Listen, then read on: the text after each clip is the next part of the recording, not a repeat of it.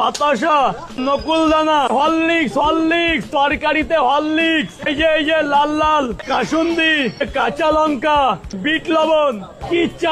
ধান, দুব্ব ঘাস, rat killer, Volini, Colgate max fresh, phenyl, এগুলো দিলে তো আরো বেশি ভালো হতো। মানে আমি বুঝতে পারছি না এগুলোর মধ্যে কি টেস্ট নেই। টক, ঝাল, নোনতা, মিষ্টি, অম্লমধু সব রকম টেস্ট আছে এর মধ্যে।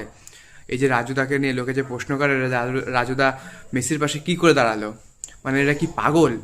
আজ পর্যন্ত কোনো শেফ এমন একটা রেভলিউশন আনতে পেরেছে যেটা রাজুদা এনেছে। এই যে রাজুদা পরোটার মধ্যে এত কিছু মেশাচ্ছে, কোনো শেফ কি মেশাতে পেরেছে? কেউ পারেনি।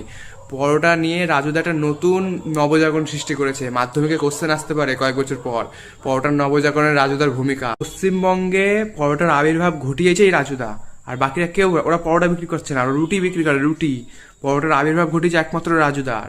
লোকে আসলে পাগল, নাহলে এইভাবে রাজুদার পোটেনশিয়াল নিয়ে প্রশ্ন তুলতো না। রাজুদা এত বড় একটা খাবারের অগ্রদূত, পরোটার অগ্রদূত বলে কথা।